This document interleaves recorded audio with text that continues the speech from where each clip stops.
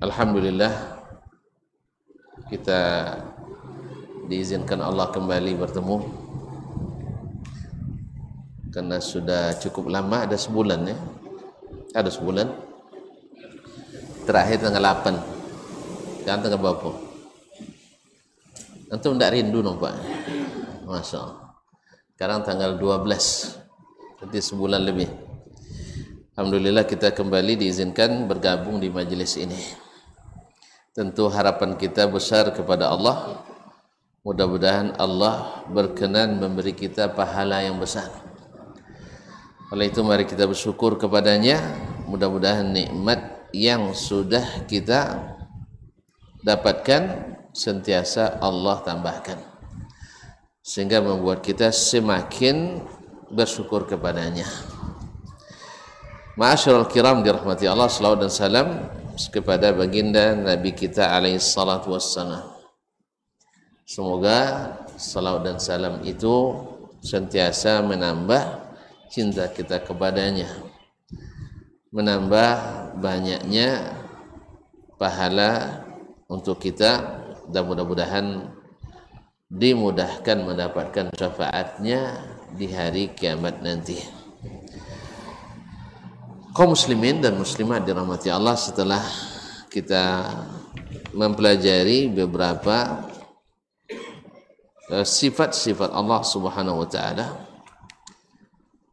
sebagai contoh aplikasi bagaimana kita menetapkan sifat bagi Allah, yaitu dengan yang Dia tetapkan atau yang ditetapkan oleh Rasulnya sallallahu alaihi wasallam, dengan catatan penting: tidak boleh atau wajib menyucikan Allah dari menyerupai makhluknya, dari zatnya ataupun sifatnya.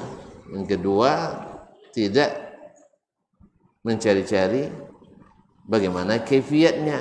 Yang ketiga, mengimani secara mutlak apapun yang datang dari Allah dan Rasulnya sallallahu alaihi wasallam, karena itulah iman. Nah, selesai lalu disebutkan oleh para penulis beberapa contoh aplikatifnya, baik sifat zatiyah maupun sifat fi'liyah Nabi Allah Subhanahu wa taala. Sekarang masuk pada pembahasan yang ketiga.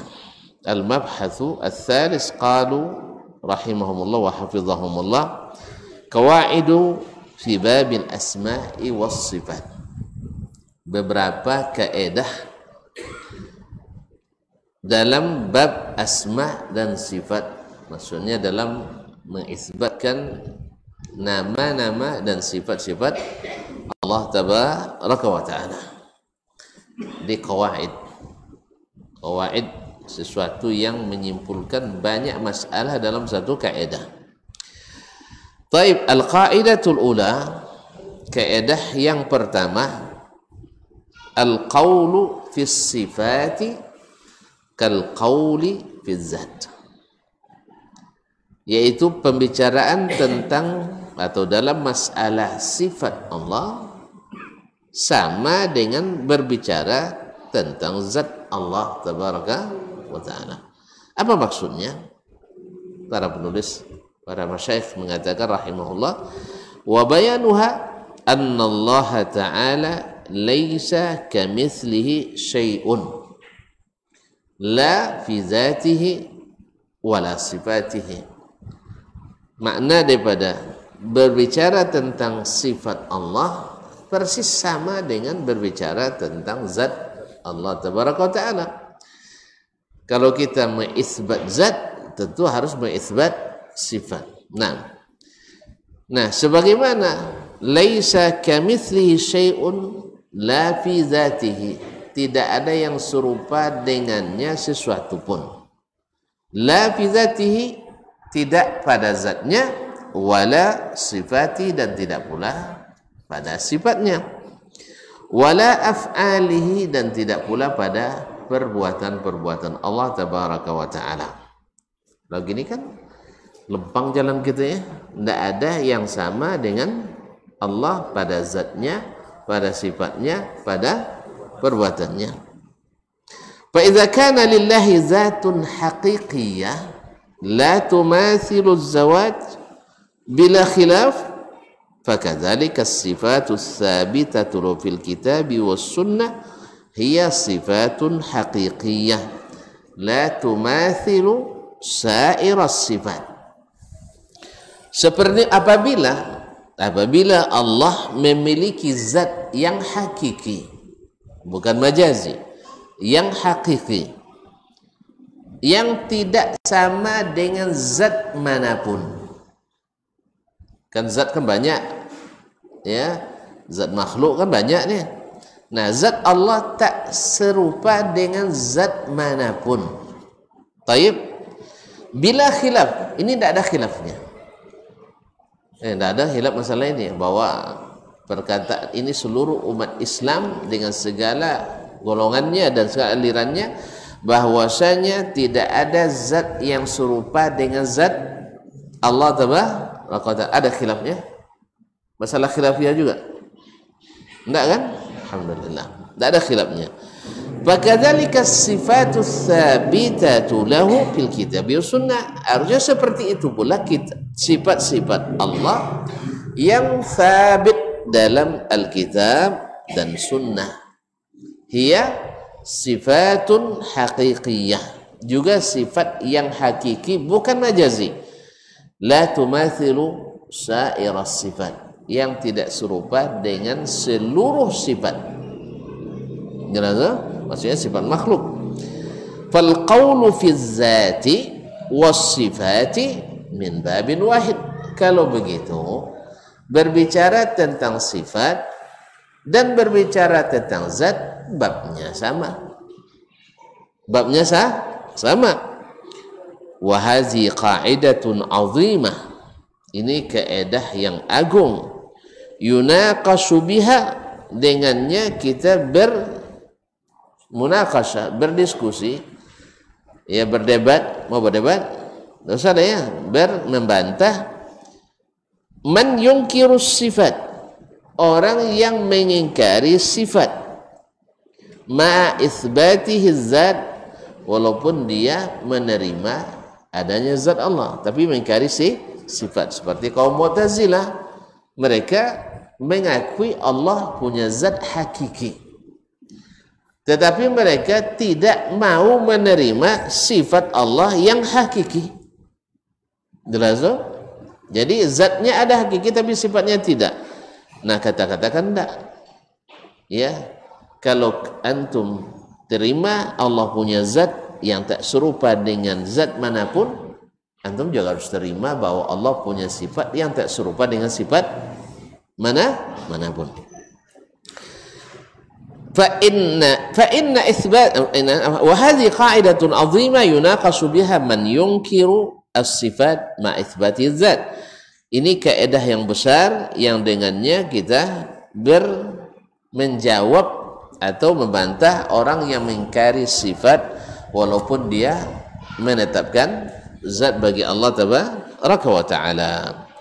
Fa inna itsbataz zati lirabbi azza wa jalla mahallu ijma'il ummah, karena menetapkan, meyakini ada zat bagi Allah tabaraka wa taala, ini ijma' umat ini, tidak ada khilafnya bahwa Allah punya zat, itu ijma', dan bahwa zatnya itu tidak serupa dengan zat manapun, tak berupa dengan zat manapun. Fa'idha qala qail, kalau ada yang berkata la uthbitu sifat lianna fi itsbatihi atau lianna fi itsbatiha tashbihan lillahi bi khalqih, saya tidak mau menerima Allah memiliki sifat. Apa sebab? Karena mengakui Allah punya sifat bisa berujung pada tasbih, menyerupakan Allah dengan makhluknya. Kan itu yang ditakutkannya. Kalau Allah punya sifat berarti menyerupai makhluk. Yuqalu lahu, dijawab dengan kaidah tadi, anta tuthbitu lillahi zatan haqiqiyyah, kamu menerima bahwa Allah punya zat yang hakiki. Taib. Wa tusbitu lil makhluqina zawatan. Kamu juga menerima makhluk juga punya zat. Taib. Afalaysa hadha tashbihan ala qawlik? Kalau kau tak mau menarik sifat karena takut tashbih, ini juga tashbih. Karena sama-sama punya zat. Kenapa kamu bisa menerima zat padahal masih ada mengandung tashbih menurut keedahnya kamu? Menurut keedahnya antum tuh masuk bahwa kalau zat kau diisbatkan zat kan sama-sama ada nanti. Sama-sama ada. Akhirnya nanti sifat wujud pun akan dihapus. Kalau sudah sifat wujud dihapus, jadi orang mulhid kita, ya orang zindik kita, orang ateis. Kenapa? Wujud, manusia juga wujud, hewan juga wujud. Buktinya dalam bahasa hal dasmanu mawjud, iya kan? Kan ditanya halillahu mawjud, kan ditanya begitu. Apa kalau ada? Dijawab na'am, Allahu mawjud. Taib. Hal dasmanu mawjud? Na'am, dasmanu mawjudun. Nah, kalau sudah demikian nanti sifat wujud juga dihapus nanti. Apa sebab? Karena antara keduanya ada kemungkinan tashbih berdasarkan keedah orang yang menolak sifat itu. Jelasnya? Kalau tak jelas ulang sampai 40 kali. Nah, jelas? Taib, ma'asyarul kiram dirahmati Allah. Nah, kalau kau terima itu berarti ada tasbih juga. Fa in qala innama athbattu zatan lillah la tushbihu az-zawat. Kalau dia berkata, saya hanya mengisbatkan zat bagi Allah yang tidak serupa dengan zat-zat manapun, wala yas'u ghairu hadza. Tidak mungkin dia menjawab kecuali dengan ini. Ya, tidak mungkin dia menjawab kecuali dengan jawaban ini.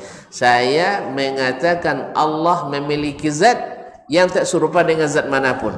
Tak mungkin dia jawab Allah tak punya zat. Tak mungkin pula juga dijawab Allah tidak punya Allah memiliki zat yang serupa dengan yang lain. Pasti jawabannya Allah punya zat, iya. Serupa tidak. Pasti ini jawabannya. Tidak serupa dengan zat manapun. Lalu kita dikatakan qila lahu yalzamuka hadza fi bab sifat. Ini juga mesti diterima dalam bab sifat. Fa in kanat az-zat la tushbihu az-zawat, andainya zat Allah tidak menyerupai zat manapun, wa huwa haq, dan ini benar, fakadzalika sifatuz zati al-ilahiyah la tushbihu sifat. Seperti pula itu sifat-sifat ilahi tidak serupa dengan sifat yang lain. Ya kan? Nah, fa in qala kaifa athbattu sifatan la a'lamu kaifiyataha. Lalu dia tanya, jawab, dia bilang lagi, bagaimana saya mau menerima sifat yang tidak tahu bagaimananya? Kita jawab pula, qulna lahu kama tusbitu zatan la ta'lamu kaifiyataha. Terima ajalah sebagaimana kamu terima zat yang kamu juga tidak tahu kaifiatnya. Jelas? Ya, mereka menerima Allah punya zat. Tahu mereka kaifiat zatnya? Tak tahu kan? Taib. Kalau dia, saya tidak menerima sifat karena saya tidak tahu kaifiatnya, kita dibilang juga, kalau gitu tidak usah akui Allah karena tak tahu juga kaifiat zatnya. Tak mungkin juga dia menolak. Sebab kalau dia tolak jadikah kafir. Maka kalau kamu terima zatnya tanpa tahu kaifiatnya, terima pula lah sifatnya yang juga tidak diketahui kaifiatnya. Kalau terima zatnya tidak serupa dengan makhluk, terima jugalah sifatnya yang juga tidak serupa dengan sifat makhluk. Selesai kaji, tamat kaji ya? Udah tamat kaji, pulang lagi gitu. Tapi tentu saja tak sesederhana ini. Tak akan sesederhana ini.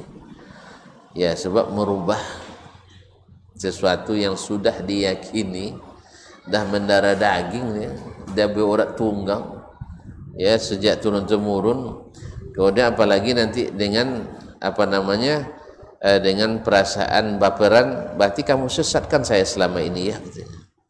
Awak disesatkan, nah, ya paling pantang sesat guru saya, sesat datuk saya, sesat duyut saya dan sebagainya. Awak kan tidak bilang, ada bilang sesat tadi kan? Kan ada bilang sesat tadi lah. Kan ada. Kita ngajak berpikir realistis, logis, dan filosofis. Nah, iya, logis, realistis, dan filosofis, dan praktis.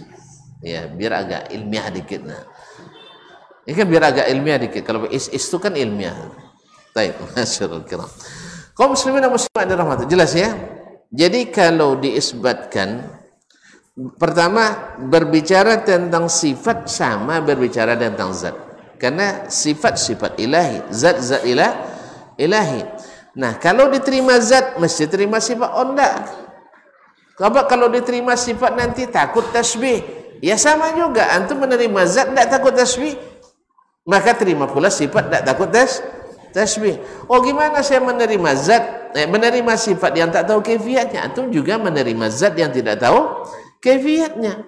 Kita tidak tahu berapa besarnya Allah, berapa tingginya, berapa, dan kita tidak tahu. Karena kita tidak diberi tahu. Tapi antum terima, ya terima. Zat yang seperti itu. Seperti apa kita tidak tahu zat Allah tabaraka wa taala. Jelas? Maka di mana antum mau menerima bahwa Allah punya zat?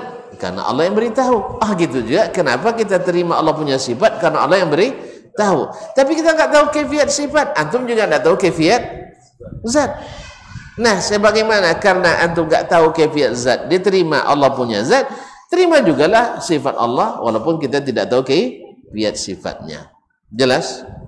Karena kita sudah sering ulang-ulang ikhwan wa akhwat yang dirahmati Allah, bahwa apa segala sesuatu tidak punya sifat sama dengan tidak ada. Iya kan? Makanya kalau tidak ada sifatnya, ada barangnya? Hah? Nggak ada barangnya. Tidak ada logika manapun menerima. Oh, tapi kan wahyu mengatakan, alhamdulillah antum terima wahyu rupanya. Sama kita. Ayo kita sama-sama terima wahyu. Jelas? Dan saya tak pernah bilang sesat tadi kan? Kan tak pernah kita bilang sesat tadi. Kadang takut dibilang sesat kami ini. Bukan.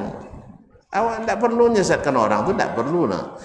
Cuman orang yang menyimpang merasa sesat sendiri kadang. Belum lagi kita bilang sesat, dia sudah merasa disesatkan. Awak belum cerita sesat lagi, sudah merasa sesat sendiri. Ya, makanya jangan berada di jalan yang jangan berada di jalan yang berbahaya. Sebab antum kalau berada jalan yang salah selalu curiga. Makanya antum kalau pergi berjalan, Ustaz, siapkan, apalagi sekarang ini. Kalau antum siap dengan dokumen yang lengkap, ya, PT banyak, ya, suet STNK ada, BPKB ada, suet vaksin ada, suet PCR ada, antigen ada, bini ada. Boleh.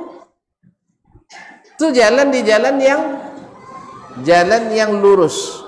Tidak ada jalan yang belok-beloknya, tidak ada jalan ganggangnya. Nyaman tak antum berjalan? Ketika ada polisi razia, tasiok dah ada? Tak tasiok dah ada. Tapi cuba vaksin tak ada, tasiok dah ada. Padahal orang tak merasa vaksin kira. Lah takut aja. Makanya itu kaum muslimin dan muslimat dirahmati Allah. Belum lagi cerita tentang vaksin, hanya laisau. Lah razia vaksin lainnya. Kadang laba hina-hina lah polisi tu kadang lah.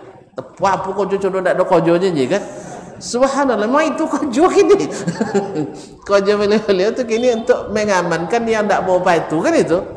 Cuba patu. Insya-Allah aman. Jalannya?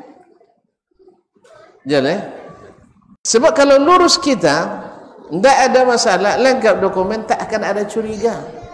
Makanya kaum muslimin dan muslimat, makanya al-imanu tuma'ninah, iman itu menenteramkan, menyamankan. Tapi kalau dosa itu sesuatu yang selalu membuat kita bimbang dalam hati, dan kita tidak mau diketahui oleh orang lain. Makanya usahakan jangan berjalan tanpa melengkapi surat-surat. Jelas? Ibarat bekerja, kalau tuntun bekerja, ini pegawai misalnya, di mana saya kerja kade, bekerja. Ada SK, lay, ada SOP, Lai SK ada, SOP ada, dijalankan sesuai SOP. Perlu ragu ada potongan gaji? Kan isu kan? Ada isu gitu. Orang ribut-ribut ada tambah pajak, dia tidak risau. Apa sebab?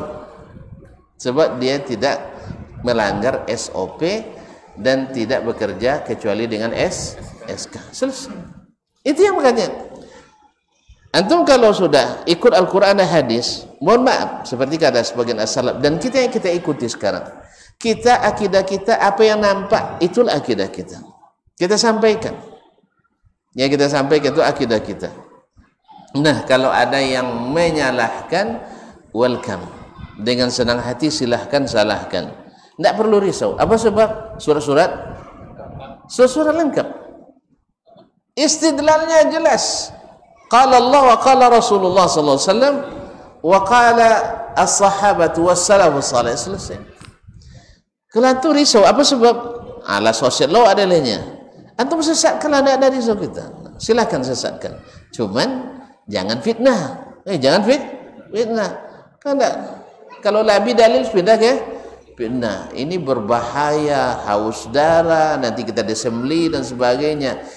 Subhanallah, dakwah seperti ini kaum muslimin dan muslimat dirahmati Allah. Yang seperti ini adalah tanda lemahnya posisi. Ya, lemahnya posisi. Sebab orang yang dalam posisi yang kuat secara ilmiah tidak pernah ngancam-ngancam gitu. Nabi tidak ngancam-ngancam. Awas kalian berkuasa saya nanti disembelih, nanti tidak ada. Tapi orang itulah yang memfitnah Rasulullah sallallahu alaihi wasallam. Ma'asyiral kiram dirahmati Allah Subhanahu wa taala. Oleh itu, maka tetaplah dengan berkas yang lengkap. Jangan mengambil SIM tembak. Apalagi tanda tangan uang. Tidak cayo kalau SIM dapat uang daerah. Kayak tapi kalau sudah hasil tes, ya, mati pun SIM, tidak iso. Apa sebab? Ikon lulus tes kok Pak, tidak lulus tembak. Masyaallah, kiram dirahmati Allah. Jelas kaidah yang pertama ya, bahwasanya berbicara tentang sifat sama dengan berbicara tentang zat. Apa yang berlaku pada zat berlaku pada sifat. Sehingga tidak boleh dibedakan kecuali dengan dalil. Dan antum tidak punya dalil membedakan itu. Ya, yang yang tidak menerima sifat-sifat Allah tidak punya dalil yang membedakannya kecuali dalil kira-kira. Semuanya perkiraan. Ya, analogi dan analoginya selalu ke makhluk. Cuman subhanallah, ya, mereka bukan orang biasa-biasa, memang orang hebat-hebat. Orang hebatnya di mana? Di pikiran. Hebatnya di pikiran, sehingga masuk ke situ. Dan kalau sudah masuk ke pikiran memang susah untuk ditinggalkan. Ya, sampai memang kalau sudah sampai kaji, ya seperti Imam Al-Ghazali rahimahullah, mau sampai ke puncak kaji bau ngaku. Cuman uang dan mengikuti alur pikirannya tidak mau ngakunya, lalu sampai seperti Imam Ghazali sampai. Imam Al-Fakhrur Razi rahimahullah juga seperti itu. Ini sudah sampai, sehingga ketika sampai tentu dia jalan buntu. Asal itu woi uang tak dulin doangnya lah, ya, sebabnya lu sampai tidak percaya orangnya, tidak percaya. Sama juga dengan Imam Abul Hasan Al-Asy'ari rahimahullah, sampai dia ke puncak itu, sehingga dia hanya rujuk dari pendapatnya itu, ditulisnya 3 buku. Dia tidak lo cayo pengikutnya lah, tidak cayo, nyalun sampai. Dan siapa yang sampai insya Allah akan cayo. Makanya kaum muslimin dan muslimat memang tidak mudah merubah pemikiran. Berapa banyak kaum muslimin dan muslimat dirahmati Allah SWT, orang-orang yang dulu syekh-syekh besar di tempatnya, ketika Allah berikan dia hidayah mengikuti as-sunnah ini, murid-muridnya melawan ke dia. Ada kan? Murid-muridnya memusuhinya banyak. Padahal dia dulu yang pimpinan tertinggi, apa namanya itu? Ketua mursyid atau khalifahnya dulu dia. Tapi setelah beliau meninggalkan dan kembali kepada sunnah Nabi sallallahu alaihi wasallam, murid-muridnya tidak percaya. Murid-muridnya tidak percaya, bahkan menghalang-halangi dakwahnya. Demikian, karena memang itu asalnya Rasulullah sallallahu alaihi wasallam dulu adalah orang yang paling dipercaya, yang paling dihormati. Bahkan syekh-syekh besarnya Quraisy itu, bila ada masalah besar, penyelesaiannya di tangan Nabi Muhammad sallallahu alaihi wasallam. Tapi belum jadi rasul itu. Setelah beliau berdakwah, akhirnya mereka berubah total dari menyayangi membenci, dari bersahabat memusuhi, dari menyegani dia mencaci dan merendahkan. Jadi mau tidak mudah kaum muslimin dan muslimat dirahmati Allah. Jadi antum harus paham juga itu, jangan berkeras-keras betul nak. Ya, jangan berkeras betul. Karena nunggu sampai dulu. Sama dulu Al-Walid Al-Karabisi. Ya, dari keluarga banyak Karabisi yang sejenis itu, yaitu induknya ilmu kalam. Ya, Imam Al-Khatib Al-Baghdadi meriwayatkan daripadanya dengan sanadnya bahwa beliau di akhir hayatnya dia panggil anak-anaknya, lalu dia tanyakan kepada mereka, kalian tahu nggak, ada nggak orang yang lebih alim dari saya tentang ilmu kalam? Mereka bilang enggak, karena memang dia induknya hari itu, dia induknya. Lalu kata beliau lagi, atattahimuni, kalian ragu enggak dengan itu, dengan predikat saya sebagai orang yang paling ahli itu? Jawabannya tidak. Inni usilakum atau inni usikum ataqbalun, saya ingin berwasiat kepada kalian, mau enggak kalian terima? Tentu kalau nak mati kan kamu ni mau sudah wasiat kan. Untung-untung leh itu awak dengan tanah dan sitan dunianya. Mau tak kalian terima wasiat saya? Jawaban anak-anaknya dan orang-orang yang dekat dengan keluarganya, dia jawab siap. Apa jawab beliau? Alaikum bimanhaji ahlil hadis. Ikutilah oleh kalian metodenya ahli hadis. Fa inni aral haqqa ma'ahum, sebab saya melihat kebenaran itu bersama mereka.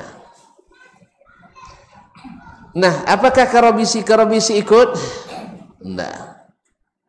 Ya, tadi terima wasiatnya kan, tapi di bab ini tidak mau. Mereka akhirnya dari keluarga Karabisi lahir pula Hafs Al-Far Al-Karabisi yang menjadi lawan Imam Asy-Syafi'i bermunazarah. Di ahli kalam, Imam Syafi'i ahli hadis, bahkan digelar Nasrul Hadis.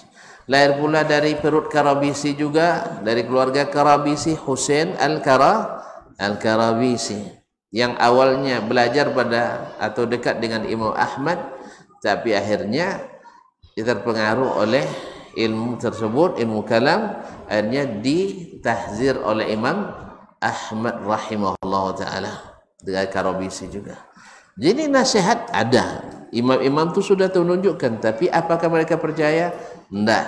Karena apa? Belum sampai ke ujung.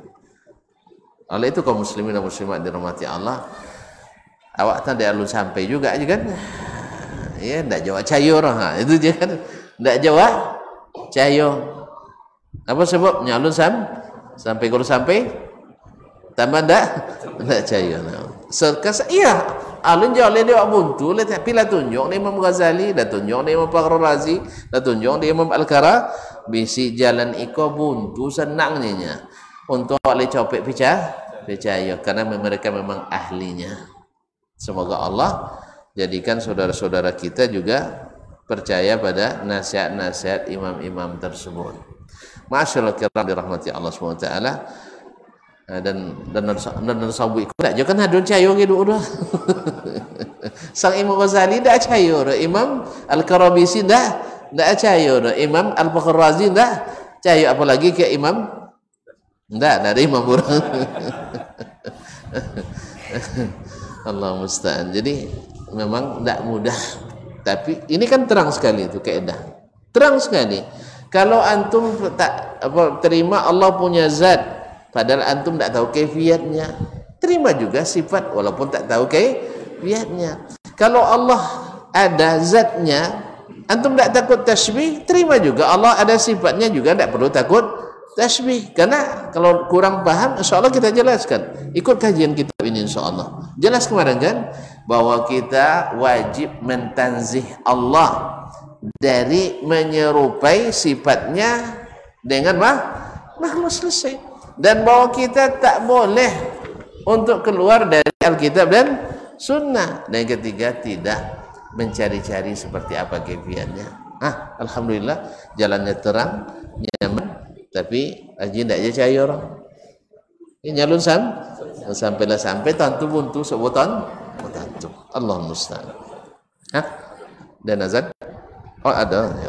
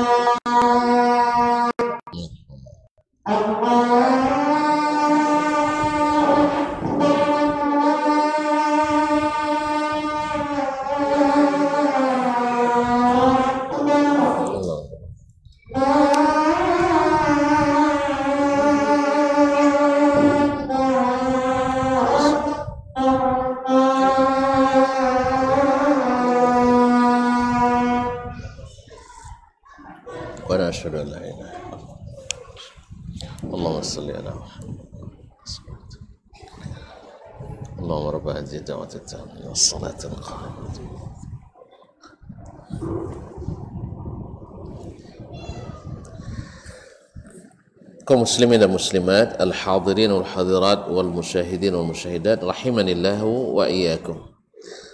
Masuk kaidah yang kedua. Kaidah pertama dah jelas saya kan? Alhamdulillah, lapang sekali bahwasanya tidak ada bedanya membicara zat dengan membicarakan sifat Allah tabaraka wa taala. Al-qaidatu tsaniyah, Kaidah yang kedua seperti kata para masyayikh rahimahumullah wa hafizahum, al-qawlu fi ba'dhi sifati kal-qawli fi ba'dhi al-akhar. Membicarakan sebagian sifat sama dengan membahasakan sebagian yang lain. Apa maknanya? Annal qawla fi ba'dhi sifatillahi min haitsul isbat wan nafyu kal qawli fil ba'dil akhar, yaitu menisbatkan atau berbicara tentang sebagian sifat dari sisi menerima dan menafikan sama dengan berbicara tentang sifat-sifat yang lain pula, di mana datang pembedaannya. Wahazil qa'idah, kaidah ini yukhatabu biha man yuthbitu ba'd as-sifat wa yunkirul ba'd al-akhar. Kaidah ini digunakan untuk menyampaikan kepada orang yang menerima sebagian sifat Allah dan menolak sebagian yang lain. Jadi sebagian sifat diterima, sebagian tidak diterima. Ya, sebagian ditolak, sebagian diterima, sebagian tidak. Fa iza kana ar-rajulu yuthbitu ba'd as-sifat, apabila ada orang yang menisbatkan sebagian sifat, kal hayat, seperti sifat hidup, wal ilm, dan sifat ilmu, wal qudrah, qudrat, wal iradah, keiradat, was sama', mendengar, wal basar, melihat, wa ghairaha, dan selainnya. Jadi diterima sebagian sifat ini, ya. Al hayat, yaitu Allah hidup. Al ilmu, Allah berilmu, mengetahui. Kemudian sama', mendengar. Al basar, melihat. Al kalam, berbicara, dan seterusnya. Wa yaj'alu zalika kullahu haqiqatan, dan menganggap sifat itu hakiki, bukan majazi. Hakiki artinya diimani seperti apa zahirnya. Innallaha ala kulli syai'in qadir. Allah qadir, berkuasa, ya berkuasa secara hakiki. Baik. Kemudian wa huwas sami'ul basir. Allah maha mendengar, maha melihat, ya betul melihat dan betul mendengar secara hakiki. Tidak ditakwil maknanya. Baik. Wa summa yunasiu sifatil mahabbah, menolak atau memperdebatkan sifat mahabbah, mencintai. Seperti firman Allah, wa in kuntum qul in kuntum tuhibbunallaha fattabi'uni yuhibbukumullah. Allah mencintai kamu. Nah, sifat ini mahabbah tidak diterima. Waridha, dan juga sifat ridha. Pada Allah menyebut radhiyallahu anhum wa radu'an. Wal ghadab, dan sifat marah. Padahal faba'u bi ghadabin minallah wa ghadiballahu alaihim anna ghadaballahi alaiha in kana minas sadiqin wa ghairaha, dan selainnya. Ini tidak diterimanya secara hakiki. Wa yaj'alu zalika majazan, dianggap sebagai sifat majazi, bukan makna itu yang dituju. Mahabbah misalnya adalah iradatu al-jaza, ingin memberikan pahala, ya. Dan demikian pula sifat ridha wal ghadab, misalnya ghadab adalah yuridul intiqam. Ini kan jauh perginya. Wa ya'jalu zalika majazan, lalu dia jadikan ini sifat majaz. Kalau hayat, ilmu, sama', basar, kalam itu hakikat, ini majazi. Fa yuqalu lahu, dikatakan kepadanya, la farqa baina ma athbattahu wa baina ma nafaitahu. Apa bedanya antara yang kau isbatkan dengan yang engkau nafikan? Dua-duanya datang dari Allah tabaraka wa ta'ala. Taib. fal qawlu fi ahadihima kal qawli fil akhar, karena membicarakan sifat mahabbah, ridha dan ghadab dan lain itu, yaitu cinta, ridha dan marah itu sama dengan membicarakan hayat, sama, basar dan seterusnya, sama. Kal qawli fa in kunta tuthbitu hayatan, jika engkau isbatkan, artinya terima sifat Allah yaitu hayat, hidup, wa ilman, mengetahui, wa qudratan, menguasai, wa sam'an, mendengar, wa basaran, melihat, la tushbihu ma yuthbatu lil makhluqin, ya, tidak kamu menerima kan hidup, kan tidak ada matinya, hidup, ilmu, bahasa dan seterusnya tadi itu, ini diterima secara hakiki dan tidak la tushbihu ma yathbutul makhluqin, yang tidak menyerupai sifat-sifat makhluk yang juga berpunyai sifat itu. Makhluk hidup, makhluk berilmu, makhluk berkuasa. Kan berkuasa makhluk? Kan berkuasa? Presiden Jokowi sedang berkuasa. Misalnya Pak Bupati sedang berkuasa, Pak Gubernur berkuasa. Tapi tidak serupa dengan kuasa Allah. Mana yang tinggi? Ragu pula tuntut. Kuasa Allah tidak serupa kekuasaannya. Taib. Nah, kalau antum mengatakan bahwa sifat hayat, ilmu, sama, basar dan seterusnya itu hakiki, tidak menyerupai sifat makhluk yang juga punya sifat yang sama seperti itu namanya sifatnya, fakadzalika yalzamuka an tuthbita lahu mahabbatan wa ridan wa ghadaban, mesti pula kau terima sifat mahabbah, Allah mencintai, wa ridha, Allah meridai, wa ghadaban, Allah memurkai, kama akhbarahu wa nafsihi, seperti Allah memberitakan itu tentang dirinya, min ghairi musyabahati lil makhluqin, tanpa menyerupakannya dengan makhluk. Sebagaimana antum katakan Allah qadir, ya, Allah maha kuasa. Engkau katakan juga fulanun qadir, si fulan juga berkuasa, tapi antara fulan dengan Allah tak serupa. Maka antum katakan pula fulan mencintai, Allah mencintai, tapi cinta Allah tidak serupa dengan cintanya si fulan. Apa yang membedakannya? Yang penting tidak ada tasbih. Wa illa waqa'ta fit tanaqud. Kalau kau tak terima berarti engkau bertentangan. Ya, paradoks antum. Itu paradoksnya kontradiktif. Yaitu satu sisi kamu terima dan satu lain tidak diterima. Akhirnya penerimaan terhadap berita tentang Allah tidak lengkap. Dan tidak lengkap akhirnya. Ada yang diterima, ada yang ditolak. Oh enggak, kami tidak tolak kok. Buktinya ayat Quran tidak pernah kami hapus. Hadis sahih tidak pernah kami buang. Kan ada yang begitu ya. Tapi itu sama aja dengan orang yang membaca wa aqimus salata wa atuz zakah, ya kan? Kan dia mengaji itu baca Quran, wa aqimus salat, tapi dia tidak salat, tapi tidak bayar zakat. Dia baca ayatnya tapi tidak dilaksanakan. Antum baca ayatnya tapi tidak diimani. Mana yang lebih parah? Tidak percaya daripada tidak mengerjakan? Syekh, mana yang lebih parah? Tidak mempercayai atau tidak mengerjakan? Iya, apa bukti? Apa bukti?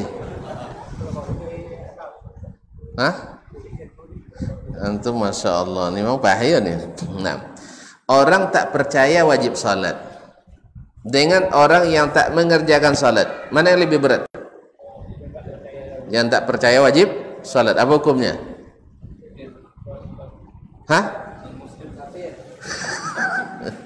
Antum takfiri ya.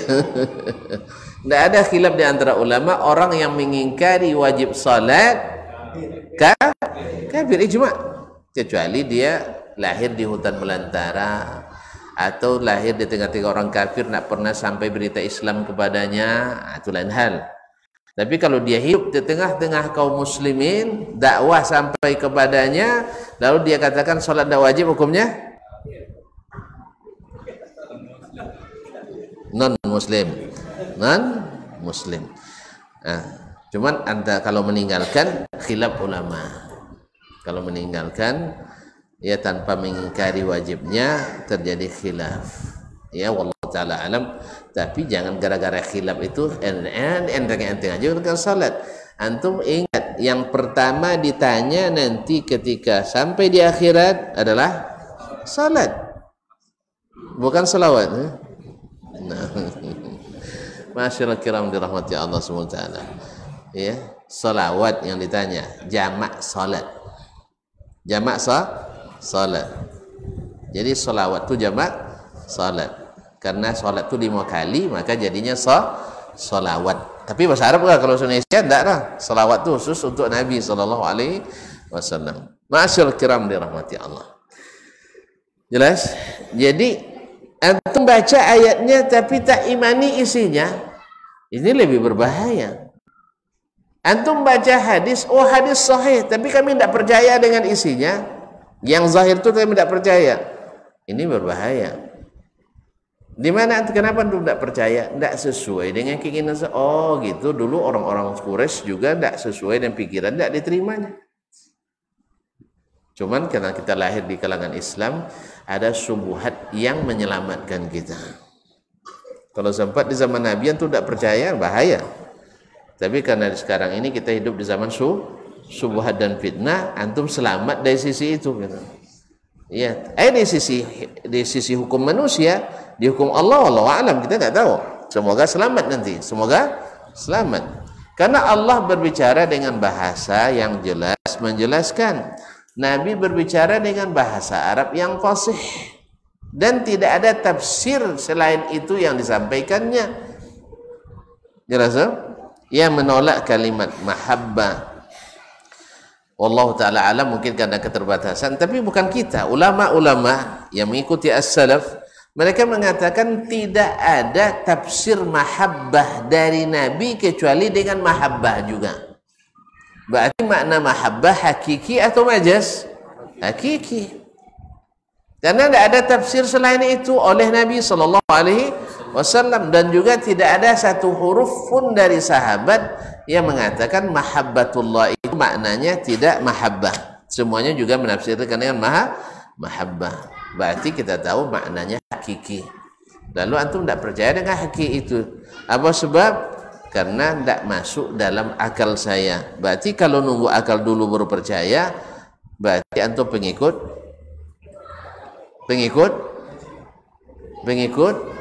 akal. Antum kemana-mana begini sih. Iya, kalau harus sesuai akal dulu baru percaya, berarti yang diikuti adalah akal, bukan kehendak wahyu. Sebab apa? Kalimat itu sama. Kalimat hubbullah, mahabbatullah, dan banyak dalam hadis kursi, hadis Nabi, Al-Quran Karim, tidak ada ditafsirkan oleh Nabi sallallahu alaihi wasallam tafsir yang lain dengan mahabbah. Arti makna itu yang dikatakan. Tapi aku tidak percaya dengan dasar kalau kita isbatkan mahabbah sama dengan makhluk. Gimana ada kan antum juga isbatkan sifat ilmu juga ada pada makhluk, sama enggak? Ya enggak. Begitu juga kita bilang mahabbah ada sama makhluk, ada, tapi sama mahabbah Allah dengan mahabbah makhluk? Ya tidak, sama. Makanya keedahnya berbicara tentang sebagian sifat sama dengan sebagian sifat yang lain, tidak bisa dibeda-bedakan, tidak ada dalilnya kecuali perkiraan. Kalau perkiraan antum ahli kira-kira. Dalilnya kira-kira. Oh enggak, banyak ulama besarnya tadi sudah kita bilang, ulama besarnya tadi, tapi setelah mereka sampai pada salah kira, ternyata jalannya buntu, mereka taubat meninggalkannya dan menyarankan kepada orang tidak menempuh jalan itu, seperti Imam Al-Ghazali, Al-Fakhr Razi, Al-Walid Al-Karabisi, Imam Abul Hasan Al-Ash'ari rahimahumullahu jami'an. Tapi masalahnya tadilah tidak mudah percaya sebab sudah berubah arah, kan itu. Oh, inyo mungkin anjak pemandangan serta nampak dia tidak nak jenwak masuknya kan. Iya, kadang lah curiga lah ke imamnya. curiga ke imamnya. Iya kan? Umat-umat dulu kan juga awalnya sayang ke nabi-nabi itu sebelum diangkat jadi nabi. Sah? Tapi setelah mereka berubah arah, mereka akhirnya tidak percaya. Kalau oleh searah percaya, kalau tidak berubah arah tidak percaya. Oleh itu kaum muslimin dan muslimat, keadaan kedua ini penting ya bagi siapa yang menolak sebagian sifat, walaupun bahasanya kami tidak menolak dah, cuman memaknai dengan makna yang sesuai apa? Sesuai selera atau sesuai dengan dalil. Oh tidak, dalil itu kan terbagi dua, dalil akli, dalil nakli. Ya kita bilang dalil akli pada sesuatu yang bisa dinalar. Tapi kalau keberadaan Allah, sifat Allah tidak bisa dinalar. Ya hanya dengan nalar telanjang tanpa ada wahyu. Makanya kalau antum pakai tanpa wahyu, makanya tidak ketemu. Kalau hilang wahyu sama sekali, itu sahabat jauh pergi, tapi pakai sebagian, tak pakai sebagian, pasti akan ada yang tercecer dan tertinggal. Nasallallahu alaihi wasallam. Oleh sebab itu memahami sebagian sifat sama dengan memahami sebagian yang lain. Oleh sebab itu ahlus sunnah wal jamaah yang mengikuti Nabi dan para sahabat secara komitmen dan konsekuen bahwasanya semua sifat Allah yang Allah sebutkan kita imani dengan maknanya yang asli dan tidak mencari-cari makna yang jauh dari makna yang asli tadi. Jangan tuh sampaikan, kan maknanya kan banyak, mahabbah itu banyak, betul. Tapi yang asli yang mana? Nah, yang makna asalnya mana? Oleh itu kaum muslimin dan muslimat dirahmati Allah, kadang-kadang bermain-main bahasa, kadang seolah-olah kita tidak paham bahasa Arab. Nyawa buku terjemahnya kan? Iya buku terjemah pakai ini. Iya nyawa terjemah awaknya kan? Kaum muslimin. Kaki mononya menyebut puasa. Ya dan kodrat dan sopu ini terjemahan. Oh gitu. Tuh. Ini saya tidak hafal Ustaz kudrat. Tidak hafal Ustaz kudrat iradat bahasa mak basar kalam. Kenapa lah? Jauh ulang ya. Wujud kidam baqa mukhalafatul dengan qiyamuhu nafsi. Pada niat kudrat iradat. Tak hafal sendiri. Ma'asyiral kiram dirahmati Allah SWT. Ala kulli hal, ya semoga Allah SWT ya memberikan taufik pada kita untuk berilmu yang benar dan diberi kekuatan mengikutinya. Karena tidak sedikit seperti kata Ibnul Qayyim rahimahullah, manusia itu diberikan Allah dua kekuatan. Kekuatan ilmu, kekuatan amal. Kalau dua-dua ini kita dapat, kekuatan ilmu, kekuatan amal, kita selamat dari dua subuhat. Selamat dari dua fitnah subuhat dan fitnah syahwat. Tapi kalau lemah salah satunya, kita mesti jatuh ke salah satu fitnah itu. Ada orang ilmunya Masya Allah di atas rata-rata, kecerdasannya, penguasaan ilmunya luar biasa, predikatnya mungkin dapat A terus kan, A plus terus, dan di A plus orang, tetapi lemah di amal sehingga kena fitnah syahwat. Syahwat tuh banyak. Kalau saya tetap bertahan dengan ini, jemaah saya berkurang misalnya. Syahwat itu kata Nabi syahwatun khafiyah, syahwat tersembunyi. Kalau saya tetap menegakkan ini, jabatan saya mungkin akan sirna, besok tak terpilih lagi. Dan ini orang syahwat, orang-orang besar kena itu. Heraklius tak jadi masuk Islam kan karena itu, kan? Heraklius tidak jadi masuk Islam karena takut kekuasaannya hilang, syahwat. Abu Talib juga lemah di amalnya. Dia dah tahu. Gimana nak tahu? Dia ngasuh Nabi SAW sejak kecil. Dan tak pernah anak coba bohong. Tetapi syahwatnya untuk tetap tercatat sebagai anggota masyarakat jahiliyah mengalahkan ilmunya. Makanya seperti kata Ibnu Qayyim, orang seperti ini kalau bicara secara ilmiah dia imamnya, tapi pas masuk ke bab amal dia lebih awam dari orang awam, lebih cepat terpengaruh daripada orang awam. Semoga Allah selamatkan. Jenis kedua, orang yang lemah di ilmu tapi kuat di amal. Jadi ilmunya lemah. Yang seperti ini sedikit aja syubhat habis dia. Sedikit syubhat dia habis. Nah, ya dibilang nanti belajar tauhid seperti ini jadi zombie, tidak mau lagi dia belajar. Yang terbayang olehnya film zombie. Tahu film zombinya? Dia tak jawab ya Ustaz. Ceritanya. Kenapa zombie itu sih? Apa yang zombie? Tak ada kan? Tengok lah. Tak film awak, film Amerika rumahnya. Makanya pikiran tu datangnya memang juga dari setan. Nah, tak ada pikir dari setan, dia pikiran tu. Ya sanad kokian je. Sanad kokian je. Tapi orang yang berilmu dia tahu, nampak olehnya TV nampak je, tak pernah nampak zombie di Mekah, tak pernah nampak zombie di Madinah. Pengen haji, kan tak bincang sampai nak haji lah. Nampaknya ternyata orang-orang tu suka membantu, suka beri makan, suka beri minum, ya suka bangun masjid, suka mengucapkan salam, suka ke masjid. Awak nak nyebut zombie lah, sepaya-paya sedekah ke haji. Allah musta'an. Oleh itu kaum muslimin dan muslimat dirahmati Allah, ini orang kalau lemah di ilmunya, rajin amalnya, dilibas oleh fitnah syubhat, sehingga termakan oleh syubhat. Wih, orang ngaji nu masuk tu nanti kejam-kejam, haus darah dan sebagainya, cayo langsung. Akhirnya punya gambaran buruk terhadap orang-orang yang mengaji sunnah Nabi SAW.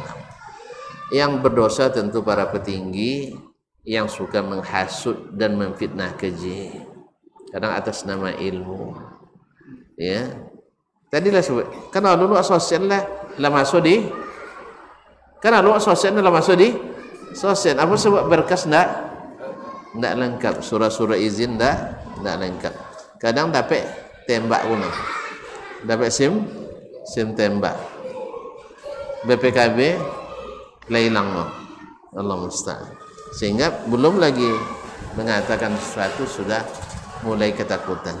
Oleh itu kaum muslimin dan muslimat dirahmati Allah, semoga Allah berikan kita ilmu yang bermanfaat, amal yang saleh, diberi kekuatan ilmu dan amal, sehingga dengan itulah tegaknya seperti kata Allah Subhanahu wa taala, wallazi arsala rasulahu bil huda wa dinil haq liyudhhirahu 'ala dini kullih. Allah lah yang mengutus rasulnya dengan ad-din, bil huda, dengan huda. Huda itu ditafsirkan oleh Ibnu Abbas dengan al-ilmun nafi', ilmu yang bermanfaat. Wa dinil haq, agama yang hak, yaitu amal yang saleh, ilmu yang diamalkan, dan amal yang diambil dari ilmu yang sahih tadi. Akhirnya apa? Liyuzhiru 'ala dini kullih, supaya Allah menangkan di atas agama seluruhnya. Selama itu belum, ya, kita masih lemah dari ilmu atau lemah di amal, kita tidak akan pernah menonjol, dan itulah yang diharapkan dan diusahakan oleh orang-orang yang berkepentingan. Oleh itu, maka berilmulah dan amalkan. Ya, biar sedikit, tapi yang penting makan. Semalam ketika kaji Iqtida'ul Ilmi Al-Amal, ada riwayat dari Fudail bin Iyad rahimahullah, orang yang berilmu banyak, cari terus tapi tak pernah digunakan, seperti orang yang makan. Ya, makan suak compang ke belakang, suak dibuang ke belakang. Bila kenyang, ada kenyang, tidak akan kenyang. Tapi orang yang makan, masukkan ke mulut walaupun sedikit, lama-lama kenyang juga. Allahumma musta'an wa alaihi tukran. Semoga Allah SWT pelihara kita semuanya dan dijauhkan dari berbagai fitnah. Allahumma amin. Sampai di sini belum selesai, tidak ada pertanyaan Ustaz. Kalau selesai ini ada beberapa keedah lagi, ada 2 keedah lagi insyaallah taala. Mudah-mudahan pada pertemuan bulan bulan depan insyaallah. Ya, mudah-mudahan aku kembali lagi. Ya, insyaallah. Karena pekan depan kayak musafir lagi. Kita salah pilih jadwal, Pak. Allah musta'an. Ada rihla insyaallah ke luar ya. Kenapa ya? Nah, jauh ke Natuna. Datang itu. Nah, ikut tak bulan depan? Hah? Lama mana? Ini kan nanti esok tu kini dia pun dah labi kan. Assalamualaikum. Pertanyaan pertama akan ada di kaedah selanjutnya. Nah, pertanyaan kedua, selawat yang disunnahkan dalam Islam insyaallah ada pada pembahasan iman pada Rasul. Dah ada terjawab. Jadi ada sebab itu siapa yang ingin jawabannya ikut pelajaran ini sampai selesai. Dah. Nah. Simpan pertanyaan sok tanya waktu itu. Insyaallah. Kan tapi ini alun pelajaran kini dah tanyong dah. Nah, insyaallah taala. Terima kasih dan mohon tentang salawat yang diajarkan Nabi SAW ketika turun ayat innallaha wa malaikatahu yusholluna 'alan nabi ya ayyuhalladzina amanu shallu 'alaihi wa sallimu taslima. Sahabat bertanya ke Nabi alaihi salatu wassalam, ya Rasulullah, alimna kaifa nusallimu 'alaik. Kami dah tahu bagaimana mengucapkan salam kepadamu. Sekarang fa alimna kaifa nusalli 'alaik. Tolong ajarkan kepada kami bagaimana kami bersalawat kepadamu. Dijawab oleh Nabi sallallahu alaihi wasallam, qulu, katakan oleh kalian, Allahumma salli ala Muhammad wa ala ali Muhammad kama sallaita ala Ibrahim wa ala ali Ibrahim innaka Hamidum Majid wa barik ala Muhammad wa ala ali Muhammad kama barakta ala Ibrahim wa ala ali Ibrahim innaka Hamidum Majid. Ini yang dikenal dengan salawat al-Ibrahimiyah. Dan ini afdalus salawati kulliha. Salawat yang paling afdal dari salawat manapun. Ya. Jadi tidak ada yang lebih afdal dari salawat ini. Wallahu ta'ala alam. Wa sallallahu ala nabiyyina Muhammadin wa sallam. Wa subhanakallahumma bihamdik. Asyhadu an la ilaha illa anta astaghfiruka wa atubu ilaik. Wassalamualaikum warahmatullahi wabarakatuh.